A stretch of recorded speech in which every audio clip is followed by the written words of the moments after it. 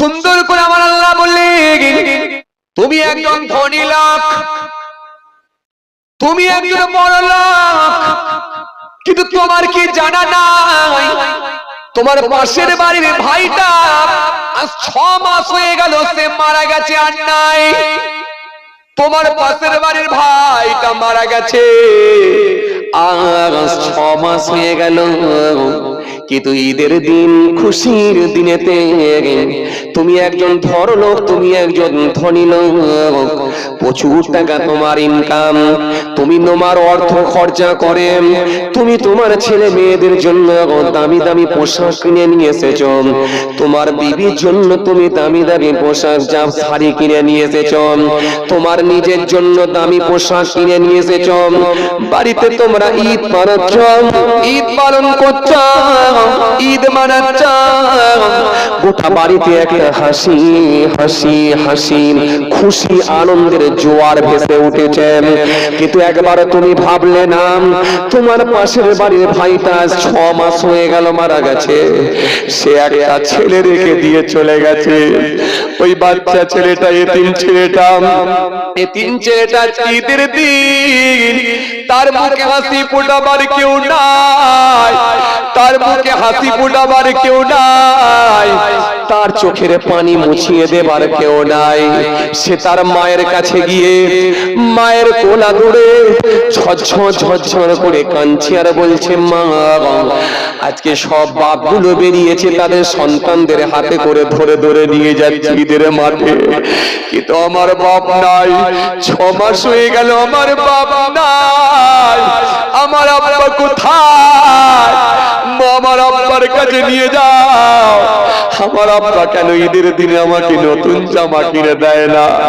আমার আব্বা কেন আজকে ঈদের দিনে নতুন পোশাক আমাকে কিনে দেয় না? মায়ের সঙ্গে এসে মায়ের গলাটা ধরে ছোট 10 বছরের বাচ্চাটা হাও মাও করে কান্না শুরু করে দিয়েছে।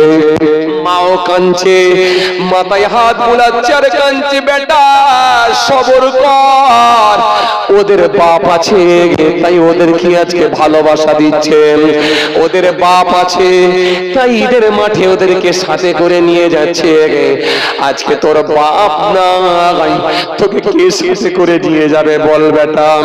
বেটা তুই কাঁদিস না, আমি তোর বাপ, আমি তোর মা। মা যখন এইভাবে বুঝাতে লেগেছে, মায়ের দুটো চোখ দিয়ে ঝরঝর করে পানি পড়ছে। ও মুসলমান শোনো শোনো, তুমি কি একবারও ভাবলে না, তুমি কি একবারও ভাবলে না রাসূলুল্লাহ বললেন যে ব্যক্তিটা এতিমের মুখে হাসি ফুটিয়ে দেয় সে যেন আমি রাসূলুল্লাহ আমার মুখে হাসি ফুটিয়ে দেয়। রাসূলুল্লাহ বললেন যে ব্যক্তি এতিমকে নতুন পোশাক পরিয়ে দেয় সেই ব্যক্তিটা আমি রাসূলুল্লাহ যেন আমাকে নতুন পোশাক পরিয়ে দিয়েছে। রাসূলুল্লাহ বললেন ওই ব্যক্তিটা যে ব্যক্তিটা এতিমকে ভালোবাসা দিল সে যেন আমি রাসূলুল্লাহ আমাকে ভালোবাসা দিলাম। ও বাবাজি, তোমার কি জানা নাই তোমার নামাজ আছে, তোমার দাড়ি আছে, তোমার টুপি আছে, কিন্তু তোমার বিবেক কি একবারও তোমাকে বলল না আমার পাশের বাড়ির ভাইটা 6 মাস হয়ে গেল মারা গেছে, সুতরাং 200 টাকা 300 টাকা নিয়ে জামা দিয়ে একটা তার বাড়িতে অন্তত সন্তানের মুখে হাসি ফোটানো দরকার ছিল। একটা 500-700 টাকা দিয়ে একটা শাড়ি কিনে দিয়ে পাশের বাড়ি ওই বাচ্চাটার মাকে অন্তত একটু হাসি ফোটানো দরকার ছিল।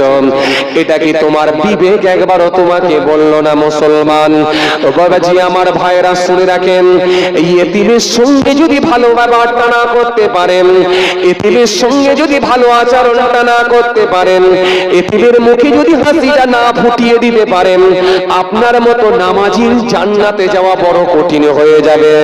কেন আল্লাহ কোরআনে কারীমের মধ্যে বলেছেন, আরাআইতাল্লাযী ইউকাযযিবু বিদ্দীন ফাযালিকাল্লাযী ইয়াদউল ইয়াতীম ওয়া লা ইয়াহুদ্দু আলা তুআমিল মিসকিন ফাওয়াইলুল লিল মুসাল্লিন আল্লাযীনা হুম আন সালাতিহিম সাহুন আল্লাযীনা হুম ইরাউনা ওয়া ইয়ামনাউনাল মাউন। আল্লাহ জিন্দাবাদ জিন্দাবাদ আল্লাহ আকবার। এই জন্য আমার আল্লাহ কোরআনের মধ্যে বললেন, এ পৃথিবীর মানুষ শুনে রেখে দাও, আমি আল্লাহ বলছি। সুন্দর করে আমার আল্লাহ কোরআনের মধ্যে আয়াত দিয়ে পৃথিবীর মানুষকে আমার আল্লাহ সাবধান করে দিলেন, সচেতন করলেন, কনসাস করে দিলেন, সতর্ক করে দিলেন। খবরদার, সাবধান হয়ে যাও, সাবধান হয়ে যাও। আমি আল্লাহ বলছি শোনো। আর আইতাল্লাযী ইউকাযিবু বিদ্দীন, হে রাসূল আপনি কি তাদের দেখেছেন যারা কিয়ামত দিবস সম্পর্কে মিথ্যাচার করেন? ফাযালিকাল্লাযী ইয়াদউল ইয়াতীম, যারা এতিমদের সঙ্গে খারাপ আচরণ করেন, এতিমদের সঙ্গে লাল চোখ দেখিয়ে কথা বলেন। ফাযালিকাল্লাযী ইয়াদউল ইয়াতীম ওয়ালা ইয়াহুদ্দু আলা তুআমিল মিসকিন, মিসকিনদেরকে যারা ঘাড় ধাক্কা দিয়ে বের করে দেয়, মিসকিনদের সঙ্গে যারা ভালো ব্যবহার করে না, আমি আল্লাহ বলছি ফাওয়াইলুল লিল মুসাল্লিন, ওই নামাজিগুলোর হলো কপাল ফাটা। ওরা নামাজ পড়বেন, ওরা দাড়ি রাখবেন, ওরা টুপি পরবে, ওরা রোজা রাখবেন, কিন্তু আমি আল্লাহ বলছি ওদের কপাল ফাটা। ওই কপাল ফাটা নামাজি, কপাল ফাটা রোজাদার, ওদের নামাজ পড়ে রোজা রেখে আমি আল্লাহর কাছে কোনো বেনিফিট পাবে না, আমার কাছে কোনো জায়গা পাবে না।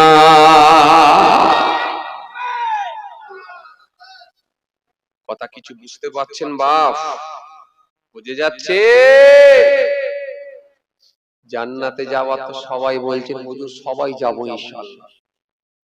প্রথমে বললাম না, যাকে বলবে সেই বলছে জান্নাতে যাবে। তো জান্নাতে যেতে গেলে অনেক কাজ, শুধু দাড়ি পর্যন্ত শেষ না, শুধু জুব্বা পর্যন্ত শেষ না, আর এই শেষ বয়সে নামাজ মসজিদে ঢুকি যে এই পর্যন্তই শেষ না, তাও তো নামাজের কিছুই বুঝি না। কথা বলে নামাজের কিছুই বুঝি না এমন লোক আছে না? নাই আছে না? নাই। নামাজের ফরজ কটা জানে না, ওয়াজিব কটা জানে না, ফরজ কটা জানে না, ভিতরে কটা ফরজ, বাইরে কটা ফরজ জানে না, নামাজ ভঙ্গের কারণ কি জানে না, নামাজের মাকরু কি জানে না, কোন কথায় নামাজ চলে যায় জানে না, কোন কর্মে নামাজ চলে যায় জানে না, কিয়ামে দাঁড়াতে হলে কোন দিকে তাকাতে হয় জানে না, কতটা হ্যাট হতে হয় রুকুতে গেলে জানে না, উঠতে গেলে কতটা সোজা হয়ে দাঁড়াতে হয় জানে না, সিজদায় গেলে নাক আগে যাবে না কপাল যাবে জানে না, উঠবেন যখন কত সময় নিয়ে বসতে হবে জানে না, ডান দিকে সালাম ফেরালে কোন দিকে তাকাতে হবে জানে না। হয় বিরাট আশা তো রেখেছি জান্নাতে যাবার ইনশাআল্লাহ। কথা কইছেন না কেন? এখন আল্লাহ দয়া করে যদি বলে দেয় বান্দা চলে যা, আমি তোকে ছেড়ে দিলাম, তো আলহামদুলিল্লাহ বেঁচে গেলাম। আর যদি বলেন অঙ্ক বুঝে নেব, তাহলে অবস্থা কি হবে? কথা বলছেন না কেন? একটু হ্যাঁ না কিছু বলতে হবে যে বাপ, একটু হ্যাঁ না কিছু বলেন। আমি কি ভুল বলছি বাপ? হ্যাঁ ভাইরা আমার, বন্ধুরা আমার, সাথী মহব্বতের ভাইরা, ভুল বুঝবেন না, রাগ করবেন না, ও ভালো করে বোঝেন বাপ। একদম বাঁচার ওয়াজ গুলো করে দিয়ে যাচ্ছি, কোনো লম্বা চওড়া নয়, পুরো মাপের ওয়াজ। একটা ছোট্ট আয়াত পড়েছিলাম, কু আনফুসাকুম ওয়া আহলিকুম নার, তুমি বাঁচো আর পরিবার বর্গকে বাঁচাও, ব্যাস দুটো দায়িত্ব খালি লাও তুমি। এখন তার ভেতরে খালি নিজে বাঁচার ওয়াজটা হচ্ছে, আমি বাঁচতে গেলে কতটা কাজ। কিছু কথা বুঝতে পারেন না? এই কথা কিছু বুঝতে পারছেন? আমরা মনে করেছি যে মুখে দাড়ি রাখলে, মাথায় টুপি পরলে, বুড়ো বয়সে নামাজ ধরলে জান্নাতে যাওয়া যাবে। তুমি বাঁচতে গেলে কতটা মানতে হবে সেই অবস্থা খালি এখন করছি। একটা একটা করে সব বলে দিচ্ছি বাবা, খুব ভালো করে খেয়াল করেন, ধ্যান দিয়ে শোনেন, তবে বুঝতে পারছেন, তবে বুঝতে পারবেন বাবাজি। যে তাহলে আপনার পাশের বাড়ির যেটা, যে ভাইটা মারা গেছে, ওর বউ ছেলেটা এতিম হয়ে আছে, এর দিকে দায়িত্ব, এই দায়িত্ব পালনও আপনাকে করতে হবে, তার দিকে লক্ষ্য নজরও কিন্তু আপনাকে রাখতে হবে, এটাও আপনার দায়িত্বের মধ্যে পড়ছে। জান্নাতে যেতে হলে এটাও কিন্তু আপনাকে মানতে হবে। এবারে কি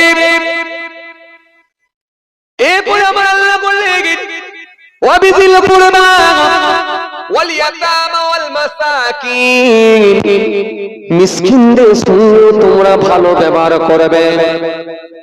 তোমার দরজার সামনে দুপুর বেলা যদি কেউ একজন হাত পাতে, লাল চোখ দেখিয়ে দিয়ে যেন পার করে দিও না। সকালবেলা তোমার দোকানের সামনে কেউ এসে যদি একজন হাত পাতে, লাল চোখ দেখিয়ে যেন গরম রোটের ছ্যাঁকা দিয়ে তাকে যেন দূর করে দিও না। সমাজে ভাই কি হয় না? কথা বলছেন না কেন? কিছু আছে না নাই? কথা বলছেন না কেন? আছে না নাই? আছে। চায়ের দোকানের সামনে গিয়ে হাত পেতেছে, এমন দোকানদার আছে গরম রোটের ছ্যাঁকা মেরে দেয়, লাল চোখ দেখায়, গরম পানির ছিটা দেয়। ফকির সাহেবকে 10টা টাকা দেবে না, গরম পানির ছিটা মেরে দূর করে দেয়। কিন্তু মনে রাখবেন বাবাজি, না না না, সে ফকির সাহেব আপনার দরজার সামনে এসেছে, তাকে আপনি তাড়িয়ে দেবেন না, খারাপ আচরণ করবেন না। সে আজকে খোদার যন্ত্রণায় আপনার বাড়িতে এসেছে, এই অসহায় ব্যক্তিকে তাড়িয়ে দেবেন না। অসহায় ব্যক্তির সঙ্গে আপনি ভালো ব্যবহার করুন, ভালো আচরণ করুন।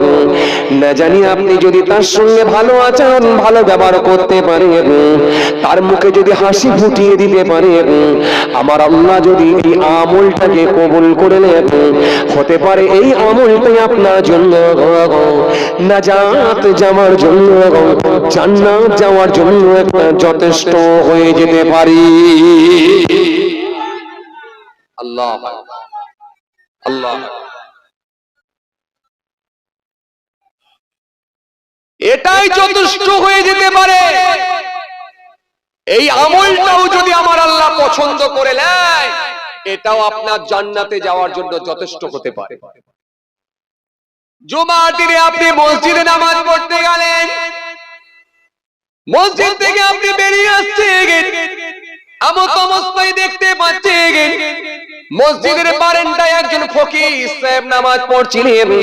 সেও তার নামাজ সমাপ্তি ঘটিয়ে ফকিরের ঝুলা ব্যাগখানা নিয়ে কাঁধে করে নিয়ে চলে আসছেন। আপনি তাকে দেখি বুঝতে পেরেছেন এটা আমার গ্রামের তো কোনো ব্যক্তি নয়, এটা নিশ্চিত ভাবে হয়তো কোনো দূরের মেহমান। ফকির সাহেবকে গিয়ে আপনি সালাম দেন, সালাম দিয়ে বলুন, ভাই আপনার বাড়িটা কোথায়? নিশ্চয়ই তিনি আপনাকে বলবেন তিনার বাড়িটা কোথায়, সেটা আপনাকে জানাবেন। আপনি ওই ফকির সাহেবকে বলুন, ভাই এই জুম্মার দিনে জুমার নামাজ পড়া হয়ে গেল, আপনি কি দুপুরে এক মুঠো খাওয়া দাওয়া করেছেন? ফকির সাহেব বলছেন, না না, খাওয়া দাওয়া আমার হয় না, আমি সকালবেলা বেরিয়েছি ভিক্ষা করতে, এখনো পাশাপাশি কোনো হোটেল পাই না। আপনাদের পাড়াতে এসে সামনে দেখলাম মসজিদে জুমার নামাজটা আদায় করলাম, তখন আপনি ফকির মনে করবেন না, ভিক্ষুক মনে করবেন না। আমার আল্লাহ ইচ্ছা করলে রাজাকেও বানিয়ে দিতে পারে ভিখারি, আর ভিখারিকেও আমার আল্লাহ বানাতে পারে রাজা বাদশাহ। কেন? সমস্ত ক্ষমতার মালিক হলেন আল্লাহ। যাও চলে যাও, ফকিরকে গিয়ে বলুন, ও চাচা কিংবা ও ভাইজান, ও ভাই কিছু মনে করবেন না, চলুন দুপুর হয়ে গেছে, আমার বাড়িতে গিয়ে এক মুঠো খাওয়া দাওয়া করবেন। বলে বুঝিয়ে তার হাতটা ধরে যদি বাড়িতে নিয়ে যেতে পারেন, নিয়ে গিয়ে যদি এক মুঠো খাবারের ব্যবস্থা করে দিতে পারেন, সাদা ভাত, আলু ভর্তা, ডাল ছানা যা ছিল একটুখানি দিয়েছেন, একটা ডিম ভেজে আপনি তার সামনে দিয়েছেন, দিয়ে আপনি তার খাবারের ব্যবস্থা করেছেন। নরমাল খাবারটা খেয়ে মনটা বড় বড় হয়ে গেছে। আজকে বেচারা বেচারা আমাকে ভালোবেসে হাত ধরে নিয়ে এসে খাইয়েছে, মনটা আমার বড় হয়ে গেছে। যদি তার মনটা বড় হয়ে যায়, সে যদি আপনাকে জন্য আল্লাহ দরবারে চুপি চুপি দোয়া করে দেন, আপনার জীবনটা ধন্য হয়ে যেতে পারে। কিন্তু মেহমানকে ভালোবাসবেন, কেননা অতিথিকে আমার আল্লাহ পাঠায়, যার উপরে আল্লাহ খুশি হয় তার বাড়িতে মেহমান যায়। যার উপর আল্লাহ খুশি হয় না, মেহমান তার বাড়িতে যাবে না। যার বাড়িতে আল্লাহ খুশি হবে, মেহমান তার বাড়িতে যাবে। যার উপরে আল্লাহ খুশি হবে, তার বাড়িতে কন্যা সন্তান হবে, মেয়ে সন্তান হবে। আর আল্লাহ যদি কোনো এলাকাবাসীর উপরে খুশি হয়, আকাশ থেকে আল্লাহ বৃষ্টি দেয়, পানি দেয়।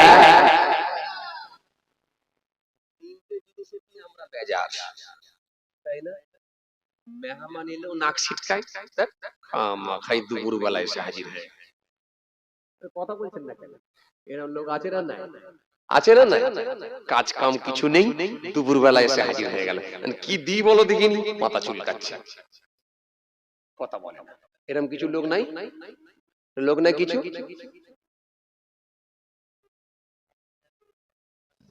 চুপ করো, বস। এরকম কিছু লোক নাই ভাই?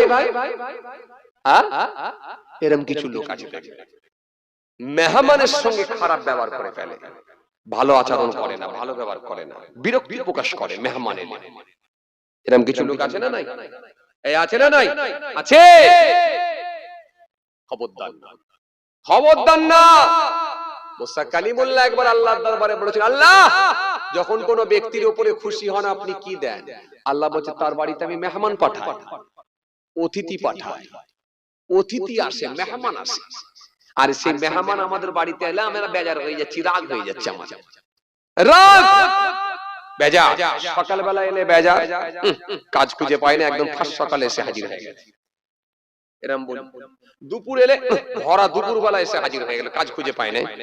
এর কি কোনো টাইম টেবিলের জ্ঞান নেই? না, এরকম কথা বলবেন না। মেহমান এসেছে আপনার বাড়িতে, মেহমানদারি করুন, যেমন পারবেন তেমন খাওয়ান, কোনো চাপ নেই, কোনো চাপ নেই। মেহমানের সঙ্গে ভালো আচরণ করুন, ভালো ব্যবহার করুন, মিষ্টি ভাষায় কথা বলুন, মার্জিত ভাষায় কথা বলুন, হাসি মুখে কথা বলুন। এটা আল্লাহ শিখিয়েছে, এটা নবী শিখিয়েছে। জান্নাতে গেলে এটা একটা পাঠ, জান্নাতে যেতে হলো এটা একটা পাঠ, এটা মানতে হবে আপনাকে। আপনাকে কে বলেছে যে শুধু দাড়ি রাখলে আর বুড়ো বয়সে নামাজ পড়লে, মাথায় টুপি দিলে জান্নাতে যাওয়া যায়? এই তিনটে কাজ এর সার্কেল অনেক বড়, যে ইসলামের গণ্ডি অনেক বড়, এর গভীরতা অনেক। ফকির সাহেবের সঙ্গে খবরদার খারাপ আচরণ করবেন না, মেহমানের সঙ্গে খবরদার খারাপ আচরণ করবেন না, খারাপ ব্যবহার করবেন না। এটা একটা পাঠ, আপনাকে ভালো আচরণ করতে হবে, ভালো ব্যবহার করতে হবে, হাসি মুখে কথা বলতে হবে। যা পারবেন তাই দেন, যা বাড়িতে আছে তাই দিয়ে খাওয়ান, মেহমানদারি করুন, এতে কোনো আপত্তি নেই। কিন্তু তা বলে যেন খারাপ ভাষায় কথা বলে ফেলবেন। আবার কিছু কিছু লোক আছে দেখবেন বিরাট চালাক, 2 ঘন্টা 1.5 ঘন্টা বাড়িতে বসিয়ে রাখলো, সব এটা হয়েছে, সেই হয়েছে, অমুক হয়েছে, তমুক হয়েছে, সবকিছু গল্প করে দিয়ে একেবারে গেটের বাইরে পার করে দিয়ে, হাত ধরে গেটের বাইরে পার করে দিয়ে বলছে, একটু খেলে হতো তো। আছে না কিছু লোক গেটের বাইরে বলে, একটু খাওয়া দাওয়া করে গেলে হতো নি? এরকম কিছু লোক আছে না? নাই? এরা যে বিরাট চালাক লোক, নিজেকে বিরাট পণ্ডিত মনে করে, সব জায়গায় চালাকি করে, আর অফারে মাল কেনে। এরকম কিছু লোক আছে দেখো, অফারে মাল কেনে, সব নিজেকে বিরাট চালাক মনে করে। অত সহজ নয়, তোমার চালাকি না ছুটিয়ে দেবে আমার আল্লাহ। বাড়ির বাইরে যাওয়ার পরে বলছে, একটু খেয়ে গেলে হতো তো। তো খাবি তো, 2 ঘন্টা গল্প করলি, খাওয়ালিনি কেন? হ্যাঁ, যেমন পারবে তেমন দাও না। তোমাকে তো বলা হয়নি যে বিরিয়ানি খাওয়াতে হবে, চিকেন বিরিয়ানি খাওয়াতে হবে, এমন তো না। যা আছে তাই খাও। আল্লাহ নবী সাহাবীদেরকে নিয়ে বসে আছেন, আল্লাহ নবী সাহাবীদেরকে নিয়ে বসে আছেন, সাহাবীদের সঙ্গে কথোপকথন করছেন। সাহাবীদের সঙ্গে কথাবার্তা বলছেন। হঠাৎ করে দেখা যায় একজন অতিথি মেহমান এসে হাজির হয়ে গেল। আসসালামু আলাইকুম ইয়া রাসূলুল্লাহ, ইয়া হাবিবাল্লাহ। হুজুর, আমি আপনার দরবারে এসেছি হুজুর, আপনার কাছে একটু এসেছি, কিছু প্রশ্ন আছে। আল্লাহ বসো বসো। সাহাবীদের সঙ্গে আমার নবী কথোপকথন হচ্ছে। মেহমান বসে গেলে বেশ কিছুক্ষণ পরে মেহমানকে আমার নবীকে জিজ্ঞাসা করলেন। আল্লাহ নবী সব প্রশ্নের একটা একটা করে উত্তর দিলেন। উত্তর দেওয়ার পরে বেশ কিছুক্ষণ আলোচনা হয়ে গেল। আল্লাহ নবী বললেন, ও মেহমান অতিথি শোনো, রাত হয়ে গেল বাবা, এই রাতের বেলা তুমি কেমন করে বাড়ি যাবে? বাড়ি যাওয়া তো তোমার জন্য অসম্ভব হয়ে যাবে। কেন তৎকালীন সময়ে ভালো ভালো গাড়ি ঘোড়ার ব্যবস্থা ছিল না, এত হাইফাই রাস্তাঘাটও ছিল না। এক জায়গা থেকে আর এক জায়গায় যাতায়াত করাটা বড় কষ্টকর হয়ে যেত। এক জায়গা থেকে আর এক জায়গায় যাতায়াত করা বড় কষ্টকর, বড় কষ্ট করে এক জায়গা থেকে আর এক জায়গায় যেতে হতো। এত হাইফাই গাড়ি ছিল না, এত সুন্দর রাস্তাঘাট ছিল না, এত ভালো ভালো গাড়ি ঘোড়া ছিল না, এত হাইফাই গাড়িগুলো ছিল না, এত দামি দামি গাড়িগুলো ছিল না, উন্নত মানের গাড়ি ঘোড়া ছিল না। এক জায়গা থেকে আরেক জায়গায় যেতে হলে অনেক কষ্ট অসুবিধা ফিল করতে হতো। বাবা রাত হয়ে গেল, তুমি যাবে কি করে বাপ এত রাত্রিরে? আজকে তাহলে আমার দরবারে থেকে যাও। ইয়া রাসূলুল্লাহ, হাবিবাল্লাহ, হুজুর তাহলে আপনার দরবারে আজকে থেকে যাব। থেকে যাও বাবা, আজকে থেকে যাও আমার দরবারে। জি হুজুর, আপনার দরবারে আজকে থেকে যাব। থাকো। থেকে গেলে কে কে মেহমান থেকে গেল। মেহমান থেকে গেলেন। আল্লাহ নবী বললেন, হে আমার সাহাবীরা, আমার বাড়িতে মেহমান আছে, আজকে আমার কাছে মেহমান থাকবে, কিন্তু একটু মেহমানদারি করাতে হবে। বাড়িতে কি কোনো খাবার আছে? একজনকে পাঠালেন, যাও বাড়িতে গিয়ে আমার একটু খবর নাও, বাড়িতে কি কোনো খাবার আছে? বাড়িতে গিয়ে খবর নেওয়া হলো, বাড়িতে কোনো খাবার নাই, বাড়িতে শুধু পানি ছাড়া আর কোনো খাবার নাই। কেন গরিবের সংসার, অভাবের সংসার, আল্লাহর নবীর বাড়িতে পানি ছাড়া কিছু নাই। কেন আমার রাসূলুল্লাহকে আমার আল্লাহ বাদশা করেছিলেন, কিন্তু আমার নবী গরিবিটাই পছন্দ করে নিয়েছিলেন।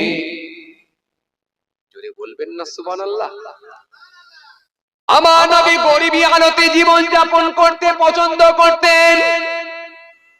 আল্লাহ নবী যদি একবার বলতেন, আল্লাহ আপনি আমার জন্য উহুদ পাহাড়টা সোনা বানিয়ে দেন, আমার আল্লাহ আমার নবীর কথাকে রেখে উহুদ পাহাড়টাও সোনা করে দিতেন।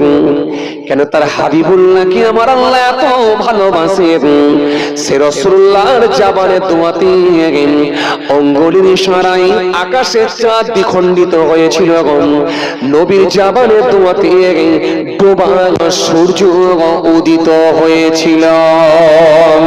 আল্লাহ নবীর জবানে দোয়া নুরি কাকর বালুগুলো সব আশহাদু আন্না মুহাম্মাদ রাসূলুল্লাহ বলে সাক্ষ্য দিয়েছিলাম। আল্লাহ নবীর জবানে দোয়া নিজের হাতখানাকে আমার নবী লম্বা করেছিলেন। মরুভূমির বালুর উপরে সাহাবায়ে কিরামেরা নামাজ পড়বেন, ওযু করবেন। মরুভূমির বালুর উপরে কোনো পানি নাই, কোথায় পানি পাওয়া যাবে? সাহাবায়ে কিরামেরা চিন্তিত হয়ে পড়লেন, পানি কোথায়, পানি কোথায়?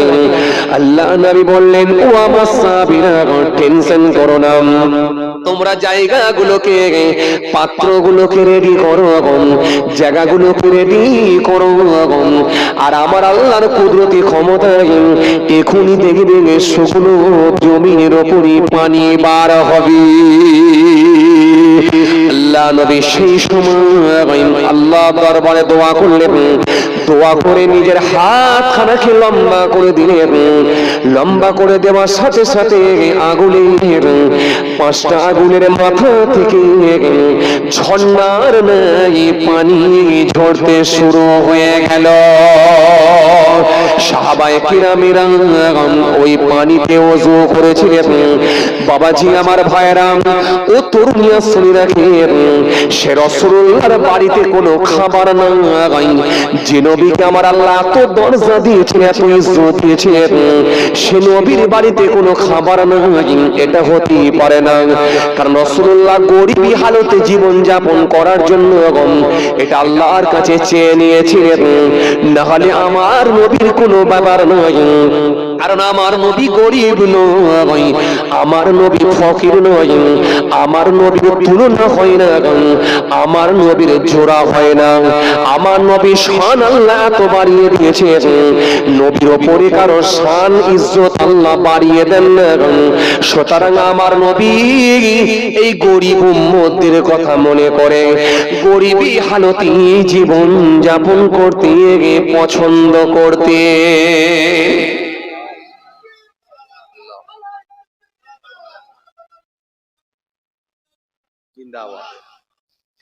আমার নবী গরিবী আলোতে পছন্দ করতেন, তাই মেহমান বাড়িতে এসেছে।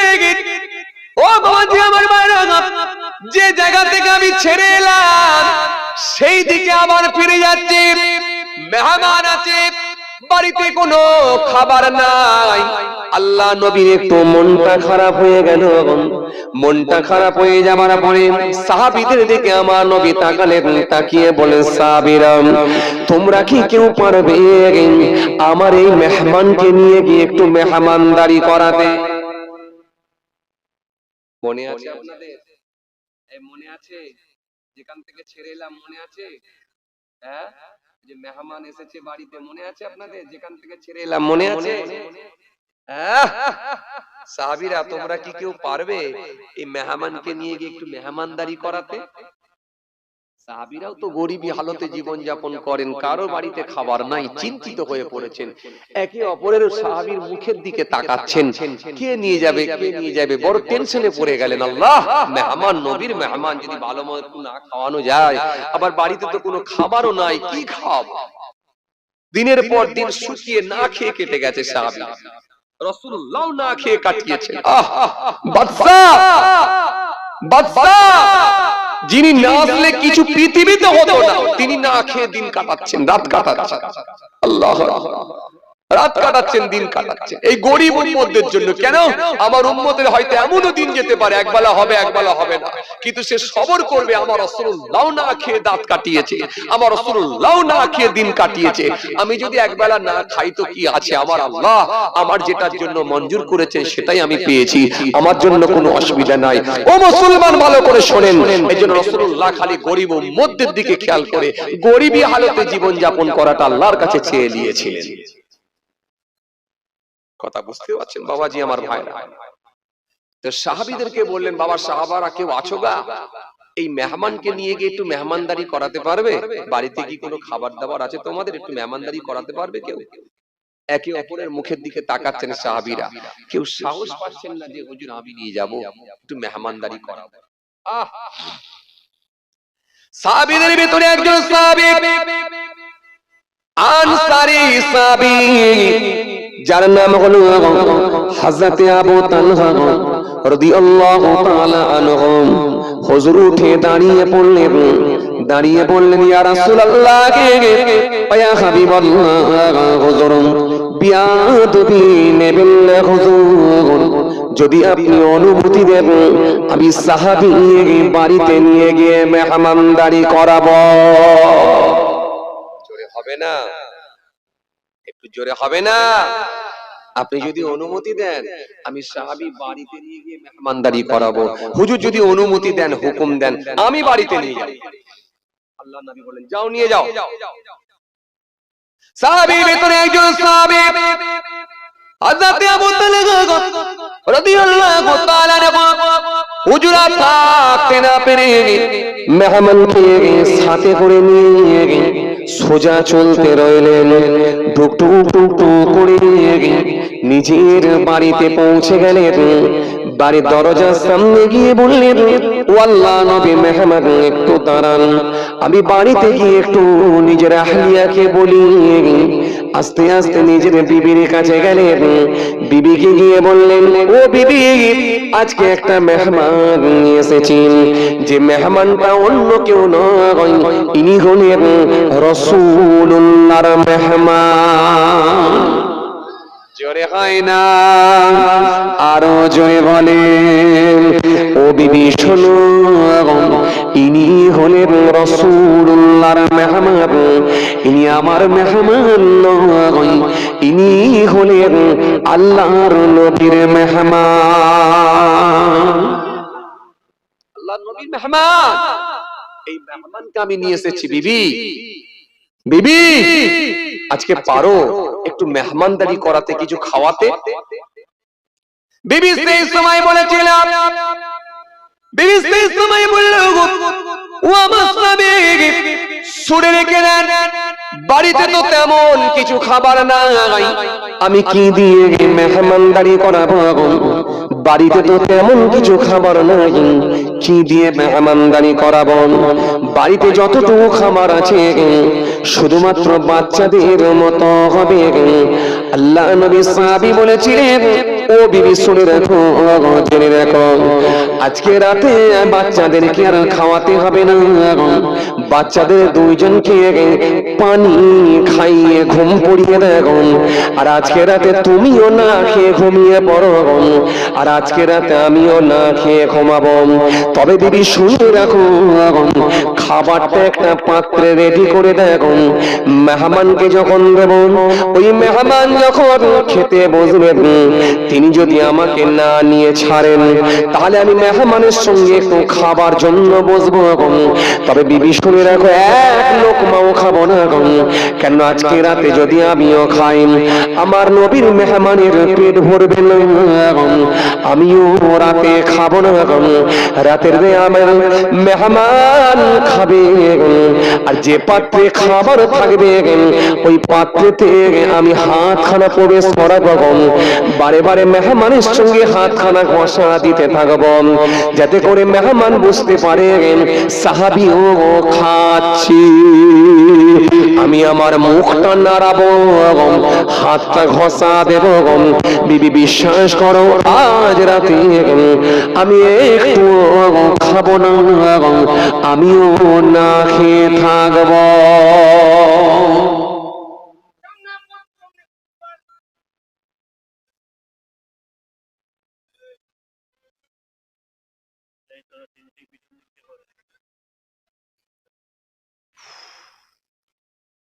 আজকে রাতে আমিও না খেয়ে থাকবো, তুমিও না খেয়ে থাকবে, বাচ্চারাও না খেয়ে থাকবে, কাউকে খেতে হবে না। খাবে কে?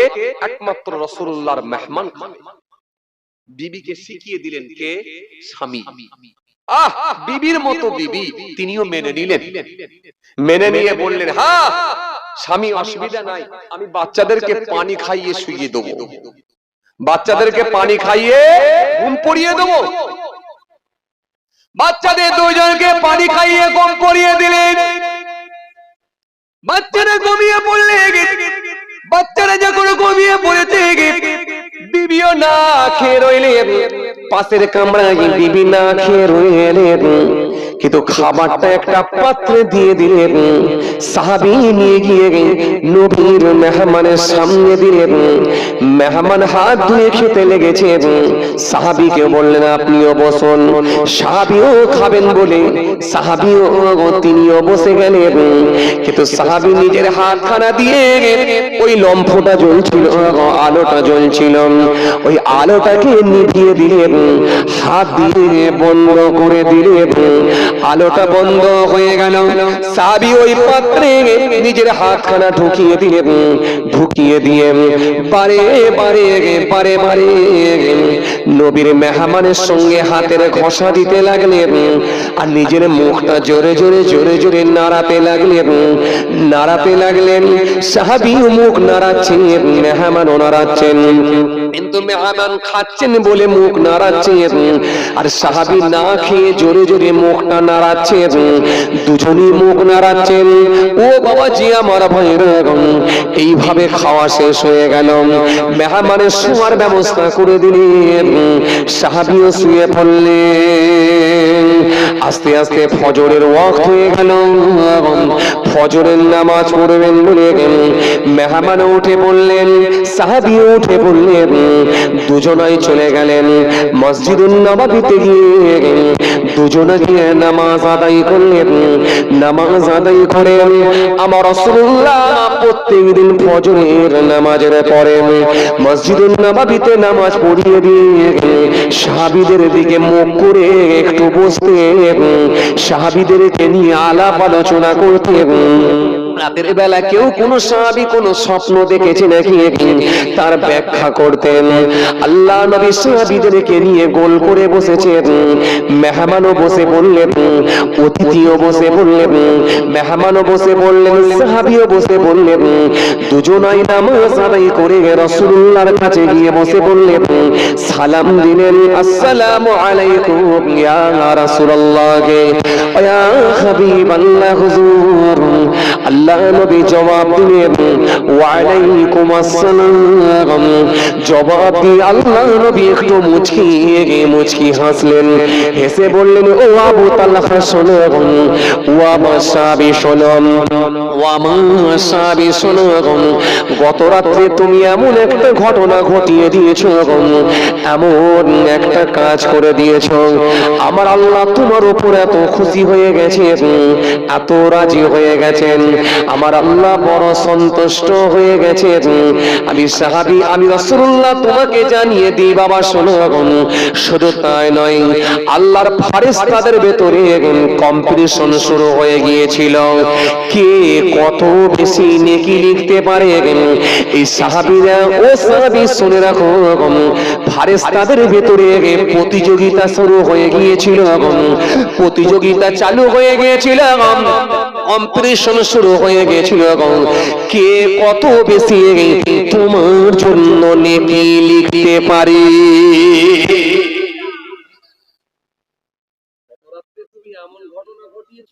ফেরেশতাদের ভেতরে কম্পিটিশন হচ্ছে কে কত বেশি নেকি লিখতে পারে আর আপনি হাজী সাহেব বলে নিজেকে দাবি করছেন একটা চা খাওয়ার ফকির সাহেবকে লাল চোখ দেখিয়ে তাড়িয়ে দিচ্ছেন আবার জান্নাতে যাবার স্বপ্ন দেখছেন কথা কিছু বুঝতে পারছেন বাপ আপনি নিজেকে নামাজি বলে দাবি করছেন নিজেকে দাড়িওয়ালা বলে দাবি করছেন অথচ দেখা যাচ্ছে কি আপনি একজন হাজী সাহেব বলে নিজেকে দাবি করছেন একটা ফকির সাহেবের সঙ্গে আপনি খারাপ আচরণ করছেন একবার ভেবেছেন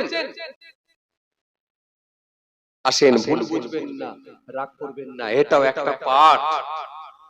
এটাও একটা পাঠ আপনার বাড়িতে এসে একটা ভিক্ষুক যেন না খেয়ে চলে না যায় আমাদেরকে ভাবতে অবাক লাগে হায় রে হায় কলকাতার উপর দিয়ে যখন গাড়ি নিয়ে আসি আমি দেখেছি বহুবার দেখেছি আমি সিগনালে গাড়ি আটকে গেছে সিগনালে জ্যামেতে গাড়ি আটকে গেছে লাল কালারের যখন বাতি জ্বলে গেছে সিগন্যাল পড়ে গেছে গাড়ি দাঁড়িয়ে গেছে সিগন্যালে গাড়ি যখন আটকে আছে দেখতে পাচ্ছি হায় রে হায় কত হাই ফাই গাড়িতে চেপে আছে মানুষ কেউ চেপে আছে ফরচুনা গাড়িতে কেউ চেপে আছে স্করপিও গাড়িতে কেউ চেপে আছে মহেন্দ্র আপনার কি বলে স্করপিও গাড়িতে মহেন্দ্র কোম্পানি স্করপিও গাড়িতে কেউ চেপে আছে ইনোভা গাড়িতে কেউ চেপে আছে মার্সিডিজ গাড়িতে অথচ আপনি অবাক হয়ে যাবেন 20 লাখ 30 লাখ 50 লাখ 60 লাখ টাকা করে দাম দরজার সামনে এসে গ্লাসে এসে ফকির সাহেব কাঁচ ঠুকছে 10টা টাকা দাও